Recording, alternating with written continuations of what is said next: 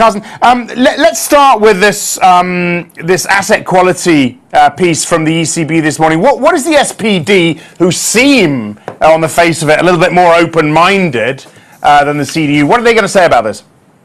I think they're fine with it, but their main message is really that there can be a Eurozone bank resolution mechanism, but it should not involve public German money. That is the whole thing. If it is a fund, if it is a mechanism funded exclusively by the financial sector, then the SPD is fine with it. You tell me, am I right in saying they're a little bit more open-minded? We're going to get a little bit more of an open-minded Germany with the SPD in there? No, I think we do. I think that the SPD might be the party actually, or the factor actually pushing Merkel towards more Europe, towards more Eurozone integration. Because if you at least read their election manifestos, they have been even arguing for a debt redemption fund. They know that the word common Eurozone bonds is kind of committing political suicide in Germany, so they dropped that one. But I think they are really much more open for more Eurozone integration. They did actually float, but as you mentioned, they've backed down on the euro bonds, but they did actually float with that idea, which says a lot about them, right? Exactly, they did. I think they also say, okay, eventually you need to think about a kind of burden sharing and a kind of financial burden sharing if you really want to have a sustainable monetary union. European Parliament President Martin Schulz, chief negotiator for the SPD, Wolfgang Schäuble, the Finmin for the CDU. What are they going to be arguing about most, do you think? I think that there are two main issues in domestic German politics right now. One is the debate about the minimum wage. I think we're going to get it because the SPD clearly said this is a must-have, otherwise we will not sign a coalition contract.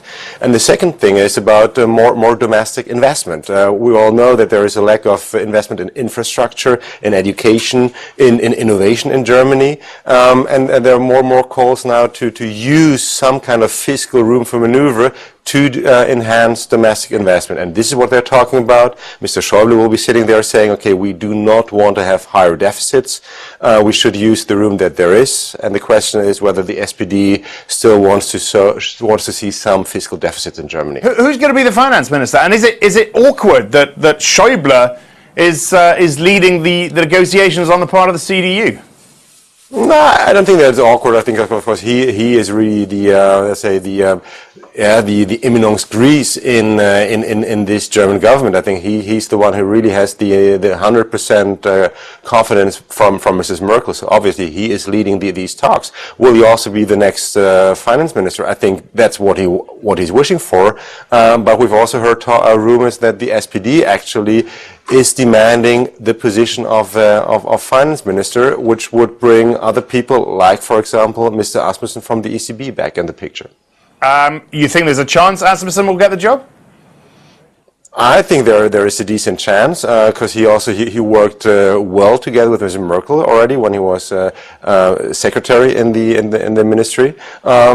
He has the right party book, which is from the SPD, so I think there is a decent chance, yes. And when, just to finish up with, when are we going to have a coalition in place? How long is all this going to take now? I think it's going to take at least another 4 to 6 weeks, so which would bring us to the end of the year.